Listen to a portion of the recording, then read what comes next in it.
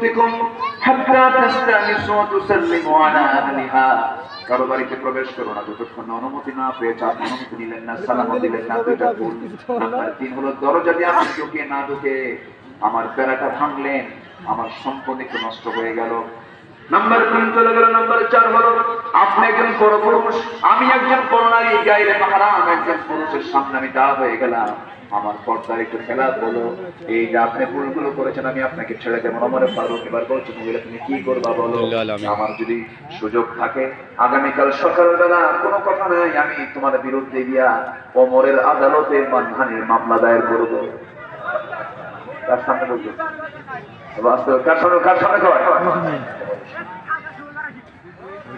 সাইয়েদনা ওমর ফারুক বলছেন, মহিলা শোনো, তুমি যাও, তুমি যে আমার বিরুদ্ধে ওমর আদালতে মামলা দিলা, কিন্তু আমার জানা মতে ওমর লোকটা তো খুব একটা জুতের না।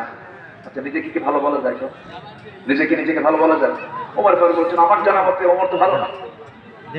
এবার মহিলার চোখ বড় বানায় ফেলছে, বলছে দোষ তো ছিল 4টা, হয়ে গেল 5টা। কটা হয়েছে? 5টা। আমি তোমাকে ছাড়বো না, আমি তোমার বিরুদ্ধে মামলা দিয়ে দেবো।